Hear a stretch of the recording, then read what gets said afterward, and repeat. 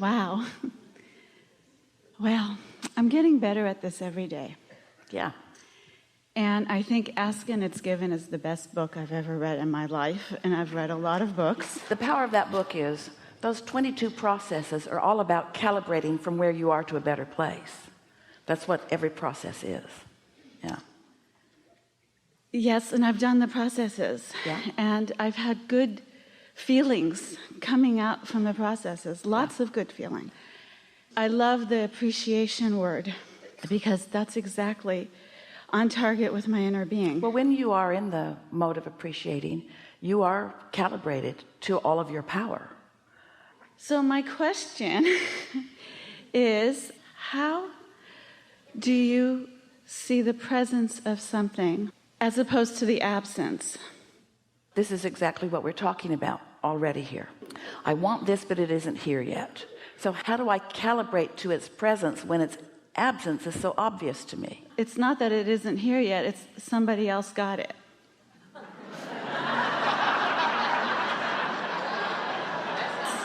It's not that it isn't here yet. Somebody else has it. There's no hope for you. I knew you'd tell me that. And I've done so many focus groups. But stop for just a moment. So here we are in this moment, deciding that we're going to calibrate together. And it's not unusual. In fact, it would happen to most anybody. You let us know that the presence of something isn't happening. In fact, you've got the absence of something.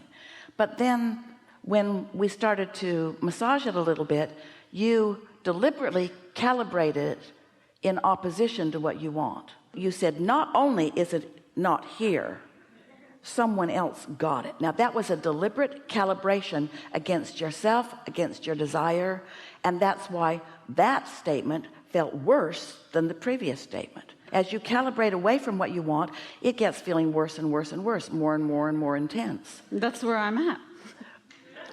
So would you like to stay there? No. I want it back. Well, we're just asking because a lot of people are comfortable there because it's the way it's been, and all of their friendships revolve around this. If you suddenly get happy, all your friends won't know what to do with you. So let's begin the calibration process. You all right with this? Yeah. Want to talk about it specifically, or you want to just continue to talk in generalities? I don't know. I guess specifically. Let's start general because that feels better to you. So we know these thoughts just come into your mind. We know that you're obsessed with them. We know that anytime you're doing almost anything, you're sort of eaten up with this stream of thoughts that's flowing into your mind. But now something will be different for you than has been before, because we've had this concentrated conversation about how, as long as that's going on, things cannot improve. And the thing that we most want you to understand, all of you, is that this calibration is not for the purpose of wrestling that prize away from that other person and bringing it to you, because that's what manipulation is. This is not manipulation. This is calibration.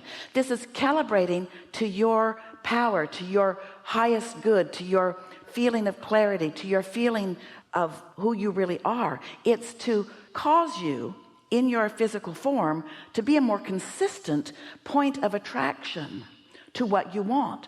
The law of attraction is the manager of this universe, and you are emanating signals all the time, and the law of attraction is responding to the signal that you are emanating. And if you don't have control over the signal that you're emanating, then you're getting a lot of things all over the place and wanting to blame somebody else for them. So rather than continuing to feel bad, terrible really about this, your intention now is to calibrate yourself into alignment with who you really are. Sometimes we've encouraged this over time. Get off that subject and get on another subject. It's easy to do that really, and to calibrate. We teach people meditation because it's easier to teach you to have no thought than to have pure positive thought about something. That would be like watching someone. Esther received this analogy the other day, and it took her breath away. It was so exciting to her. She saw in her mind's eye a skier going down the ski slope and tumbling, out of control, and she heard herself and other well-wishers on the sidelines yelling at that ski, is just to gently change your trajectory. And so there are a few things we want to say about this. First, you can't not think about it because of that momentum. That's what we mean. You're not going to suddenly just stop thinking about that. And because you're not going to stop thinking about it, you're going to continue to think about it. But you could catch yourself thinking about it, and if you're willing, you could gradually calibrate it. That's what all those processes are about, but we'll do some really effective ones here in a moment with you. You can calibrate as you go. That's one way of going about it. Or, and what we really mean is and, or do both. If you'll get out ahead of it, if you'll start your day by basking about something that you sincerely feel good about, if you'll tune into who you really are, if you'll meditate first and quiet your mind, then you have a much better chance during the day of having some effectiveness with your calibration. Now, we have said to you before, you don't have to go back and clean up anything. Therapists and psychologists and psychiatrists have been trying to help you clean up stuff forever, and we're not really big with that, because usually while you're trying to clean it up, you're messing it up. Usually you're just activating the vibration and keeping it going longer, like forever, for your whole life experience. It's like your therapists die and you have to get new ones. That's how long this goes on. But if it's something that consumes you and keeps coming up, and when it does, it feels bad, then this is not going to be something that you can just forget about. This is something that you got to clean up. And as you start cleaning it up, we'll show you how. What usually happens is other things like it will show themselves to you also. And as those other things like it show themselves to you also, and you deliberately calibrate around them, it doesn't take very long before you've really adjusted your point of attraction, and you have not left your vibration on those troubling subjects where you last left it. It's in a new place, which means everything around that subject will respond differently to you. This is a lovely experience that you get to live. You're molding the clay of your life. You get to deliberately think and then watch what happens, and deliberately think and watch what happens, and then not deliberately think and notice something that happens and then decide you're going to start deliberately thinking about that and then watch what happens. You're going to get yourself in the driver's seat. You're going to begin to feel control of your own life experience. You're going to understand that the law of attraction is a real thing, and that you're not using it, it's using you. The law of attraction is responding to your frequency. People say, yeah, I'm just learning to use the law of attraction. And we say, the same way you're learning to use gravity. You don't have any control over the functionality of the law of gravity or the law of attraction. There's a momentum in it, but you can situate yourself within it in a way that works for you instead of against you. Does that make sense? All right, so a good conversation. So talk as specifically as you want, and give us, if you can, a sort of snapshot of something that happens when this thought comes into your mind, this troubling thought that something was stolen from you. I get a sinking feeling.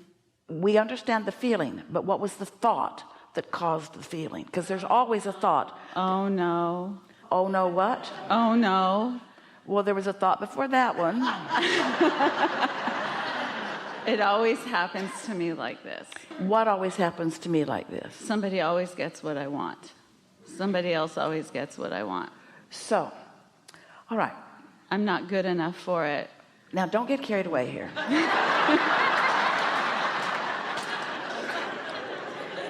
Take your notebook and just write the situation that's the hot topic. Someone always gets what I want. And then just make a few brief statements about it. And you were beginning to do that. Someone always gets what I want. Some things that I want, I cannot get. This is a pattern that's been going on with me. I recognize it when I start seeing it. It sucks. It's not fair. I feel injustice. I feel taken advantage of. I feel not good at this. I feel not capable. You're identifying where you're at. In fact, you're just speaking openly about what you are recognizing is your point of attraction. And then you could reach for something that feels better. Reach for how your inner being sees it. And you could write, always is a very strong word. It's not even a true word. It's not always. It's just sometimes. Yeah. It's just sometimes. And it's not everything I want. It's just occasionally something that I really want. Can you feel a little bit of calibration? Yeah. We're appealing to your reasoning, but we're also appealing to active vibrations that are within you, vibrations that are logical. In other words, I actually am pretty good at a lot of things. And many things have come to me. And I know that there's not just one finite pile that we're all picking from, that the pile is growing with our desires. You do know that, don't you? Yeah. And I do understand that in living of life, I've created a vortex. Do you know that? I've created a vibrational reality that is mine. Nobody else can get that stuff. So what I've been saying isn't even true. It isn't that somebody's getting my stuff.